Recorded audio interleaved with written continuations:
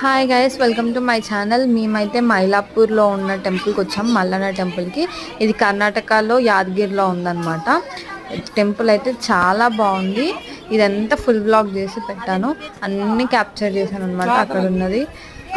ఇంకొకటి టెంపుల్ ఏంటంటే డిఫరెంట్గా ఉంది, చాలా డిఫరెంట్గా ఉంది. ఒక గుహ లోపల ఉందన్నమాట, చాలా బాగుంది.